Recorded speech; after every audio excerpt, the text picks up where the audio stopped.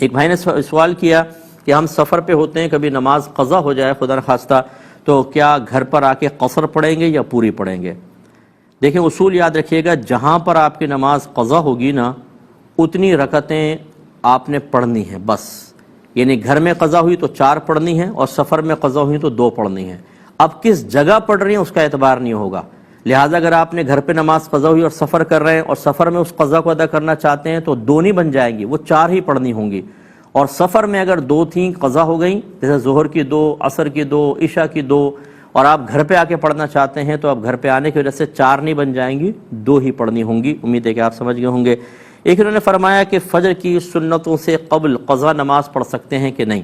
تو بالکل پڑھ سکتے ہیں، لیکن گھر پر، کیونکہ اگر آپ مسجد میں جا کر پڑھیں گے تو نبی کریم صلی اللہ علیہ وسلم کے فرمان ذیشان کے مطابق کہ فجر کا وقت شروع ہونے کے بعد سنت فجر کے علاوہ طلوع آفتاب تک کوئی نفل نماز نہ پڑھی جائے. حدیث کا مفہوم آپ کو بتا رہا ہوں. تو لہٰذا معلوم یہ ہوا اگر آپ مسجد میں پڑھیں گے تو لوگ سمجھ جائیں گے کہ ابھی تو صرف سنت پڑھ سکتے تھے، یہ کون سی نماز پڑھ رہے ہیں، تو یہ بدگمانیاں پیدا ہوں گی. ایک تو دوسرا لوگ بعض سمجھ جائیں گے کہ آپ قضا نماز پڑھ رہے ہیں. تو نماز کا قضا کرنا گناہ ہوتا ہے، اور گناہ کو کسی کے سامنے ظاہر کرنا ایک اور گناہ ہوتا ہے. لہٰذا گناہ گار ہونے کے امکانات ہیں.